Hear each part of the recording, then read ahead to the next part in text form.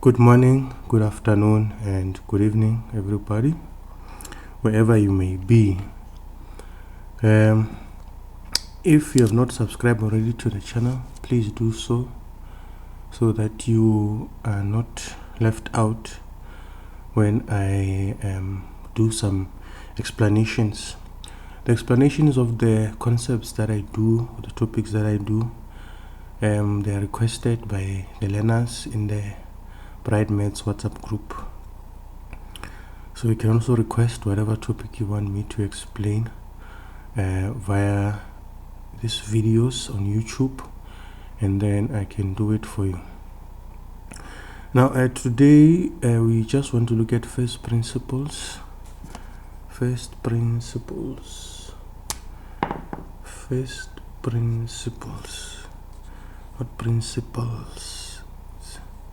actually principles, first principles, but I'm sure you guys know how to write first principles. Now I didn't want to write the formula first of first principles. I just wanted to explain the 4 possible ways this question can be asked. So if you know the possible ways, then you won't be left stranded when the question comes in an exam, because you know exactly what to expect. So there's four possible ways this question can be asked. As you see, I've already indicated there 4 possible ways to be asked, and the first way is the linear equation. So it can be asked to do first principles, and you are given a linear equation. Now we all know what a linear equation is. It's sort of like a straight line formula. So you could be asked to find first principles if you are given f of x is equals to ax plus c, or some people like to use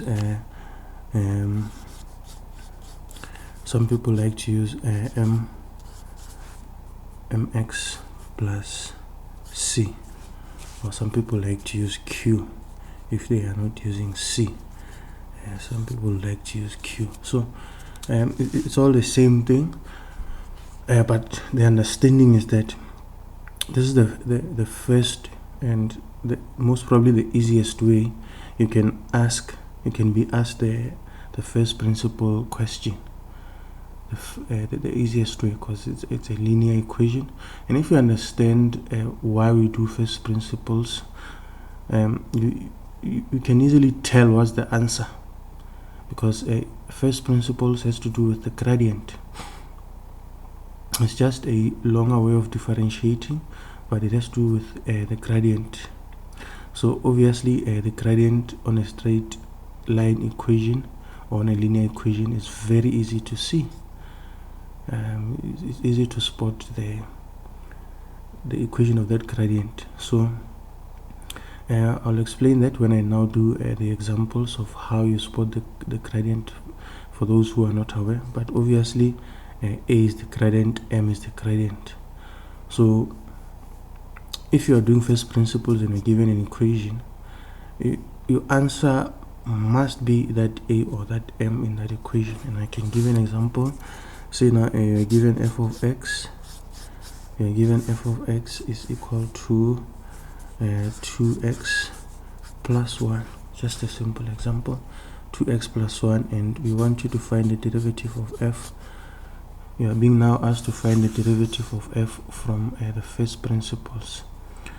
The answer is going to be 2. I can tell you that. It's just how do I get there. So this is what we mean now by a linear equation. That is exactly what we mean by a linear equation, saying that this question can be asked, using a linear equation. So this is just one example of the many millions of linear equations out there. I think when they ask this one, they'll just put a fraction there just to make it a little bit interesting, but still it will be easy to do. So that is the first way. Expect it to be asked in a linear equation form. The second way can that can be asked this question is, now you can be asked to find the derivative of f from first principles, but now you're given a quadratic equation. We all know what a quadratic equation looks like. It's ax squared plus bx plus c. ax squared plus bx plus c. And most of the time you'll see that when they ask this question, either bx and c are not there, or one of them is not there. Either now bx is not there or c is not there. But still, it can just be asked as a full quadratic equation. So examples of that, you can be asked to find the derivative of f. If now you're given that f is 2x squared plus, say, 2x. Just one example. Another example can be, now if you are given f of x is now equal to 2x squared. So notice here that the c is not there because you only have bx. So in this equation, c is not there. In this one, both of them, the b and the c are not there. It's just ax squared. And sometimes it can just be f of x is equal to so we have x squared minus 1. Hopefully you can see the x squared minus 1 there. This is just another way, another example of x squared minus 1. Okay, but the idea that it's a quadratic function is going to have that x squared, that x squared, that x squared. So that's way number 2 of possibly being asked to do first principles. Yeah, so the possible ways to be asked this question of first principles, so it's the linear, or it can be the quadratic. Those are examples there. It can also be the reciprocal equation. Now, reciprocal equation, basically we can say the equation of a hyperbola, basically. So we just say f of x is equals to a over x. So basically you have a over x, and that is the third way it can be proved. It can be asked the question a over x. So examples of this can be, now f of x is equals to 1 over x. Go for the simplest one, 1 over x. Or we can be asked to find the derivative of f from first principles, where now you have a minus 4 over x. So yeah, just there's so many examples obviously that I can write down, but it's just to give you an idea that this is now the standard formula that you should expect. You are now expecting that you'll have a number and x as a denominator. That number x is a denominator, that's the number x is a denominator. So you are not surprised when you come into the exam to find this, because you know it's one of the ways you can expect it. Even this one is one of the ways you can expect the question. So now we want to look at the fourth way and do 1 or 2 examples. Yes, so it can also be asked as a cubic equation. It can also be asked as a cubic equation, where you have f of x is equals to, I'll just write ax cubed. So this is possible. Can we ask it as a cubic equation? The reason why I just leave it like this is very rarely can they include other variables this side? For example, bx squared plus cx plus d. Those, yes, they can be asked like that, but for exam purposes, I think it would be time consuming. Maybe for enrichment we can do it, but not for exam purposes, because just to do this, it for students takes a while. So if they include other things now there, it's going to become just time consuming. Not that it's not doable, it's going to be time consuming, and in an exam situation you might even find yourself making many mistakes just with this one. So if they add another variable there, like a bx squared or a cx or a d, then they make it more complicated. But yes, the cubic can be like that. If we are now talking about the fourth possible way you can be asked to do first principles, and I can just give a quick 2 examples of what is it that I'm talking about. Can have f of x is equal to minus 2x cubed there, or just f of x is equals to x cubed. So just 2 very simple examples of what to expect when it comes to cubic equations in the first principles. Just the 2 first examples. So now when it comes to first principles, you have nothing to worry about, because you know the 4 possible ways it can be asked. You just need to know what you need to know is what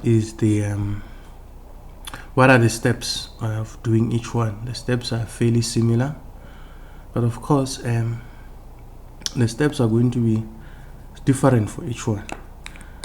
For example, with the reciprocal, you are doing fractions there, and a lot of students struggle with fractions, since in early age a lot of learners struggling with fractions. Yeah, so a lot of learners are struggling with fractions, so it becomes a bit of a challenge to some students. But the principles of doing a first principles are all the same. Hopefully we can get more subscribers. I want to improve the quality of the picture coming through, so please subscribe, like and comment in the comment section. Whatever topic you would like us to explain for you in this group, will likely do so, most likely do so. So just comment there in the comment section, like the video, subscribe, share the channel with your friends who are also doing maths, so that they can also receive these explanations. So I just wanted to do this one example. I will do the examples for quadratic, for the reciprocal and the cubic examples in a separate video, because I don't want to make this one too long. But I just wanted you to understand that there's 4 possible ways this question can be asked. So if you know the 4 possible ways, then there's nothing that is going to trip you up in an exam, because you know what to expect. If it comes as a linear, you know what to do. If it comes as a quadratic, you know what to do. If it comes as a reciprocal, you know what to do. If it comes as a cubic, you still know what to do. So free 5 marks in an exam for you guys who are in grade 12. So here's the example. I've picked out a linear example that is very, very simple. Now, like I've explained before, that it's easy to see what the answer will be when you're doing linear, because first principles have to do with the gradient. Now I'm given f of x is equals to 3x minus 1. Determine the derivative of f from first principles, and there is the formula for first principles. The derivative of f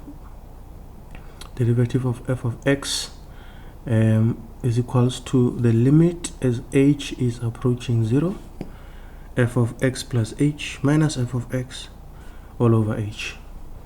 I'm sure you guys know this formula, you've seen this formula, you've been introduced this formula if you're in grade 12, and it's also there in your information sheet, your formula sheet, and it is also there in your textbooks. So know the formula by heart, don't guess the formula, know it. So I can easily tell here the answer is going to be 3, because whenever I'm doing first principles, I am actually looking for the gradient of that particular equation or that particular function. I'm always looking for the gradient. So if you can understand that in calculus, gradient is so important, because we're always working with gradients, either gradient maximum or minimum. So it's all the same thing.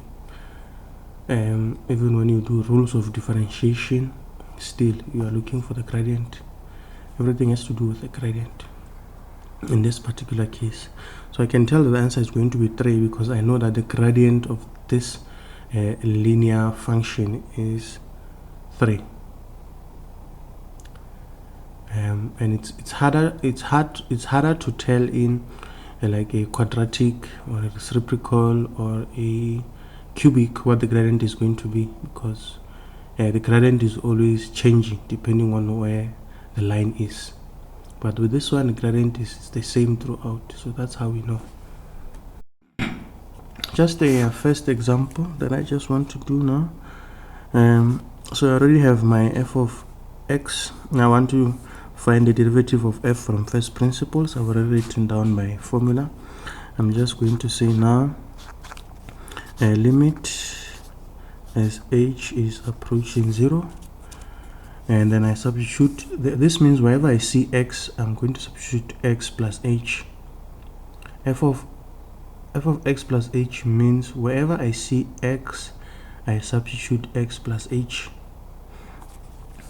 So I have 3, and then it's x, 3x, but in the space of x, I'm going to substitute x plus h, and then minus in brackets the whole f of x, because now I'm subtracting f of x, which is the equation that I already have. So 3x minus 1, and sorry, I seem to have forgotten the minus 1 there. Remember, now there's 3x minus 1, so there should be minus 1 right there. There should be a minus 1 right there. Hopefully that does not distract you. There should be a minus 1 right there, because there's a minus 1, but I put x plus h in the space of x all over h. So I continue with my limit as h is approaching 0, and then I'm just going to say multiply x inside the bracket. So I have 3x plus 3h. Remember, I still have that minus 1 that I'd forgotten earlier. And now multiplying this minus inside the bracket, the negative inside the bracket. So it's negative multiplied by 3x, negative 3x, negative multiplied by negative 1 is plus 1, all over h, all over h. And now I still maintain my limit as h is approaching 0. I'll take note that quite a number of things happen at this stage. It always happens at this stage. After I've multiplied, a lot of things seem to sum out, or you can use the language that most of us like to use, which is to say which is now to say the cancel. So you'll see that 3x minus 3x, they go away, and the same will happen for 1 and minus 1. So negative 1 plus 1 is also 0. 3x minus 3x is also 0. So I'm just left with h, 3h, and h. which is what I'm going to write. Sorry for that. 3h over h. So now you will see that the h and the h, they also divide out. The h and the h also divide out. So I'll just say h and h, they have divided out. Because I no longer have h, it's gone. That means now my answer is just 3. My answer is just 3. I no longer put limit as h is approaching 0 because h has divided out with the other h, and therefore my answer becomes 3. So now in the other explanation of the other three ways to do first principle, I will also do now how now we use the h is approaching 0, whereby we have to substitute h as 0 to get the answer. Here not necessary because the h and the h cancels, so there's nothing to substitute because h is gone. So just remember that we are dealing with linear, we are also dealing with quadratic, we're also dealing with the reciprocal, and we're also dealing with the cubic. So those are the possible ways you can be asked this question: the linear, the quadratic, the reciprocal, and the cubic. You need to know 4 ways because you don't know which one they are going to ask in the exam. So be on the lookout later. I'm going to do the other examples. I've done one example of linear. I'll do one more example. I'll do 2 examples there. I'll do 2 examples, and I'll do 2 examples, and that should complete our study of the cubic. But now hold on to this information that I've just given out now, and I'll see you later.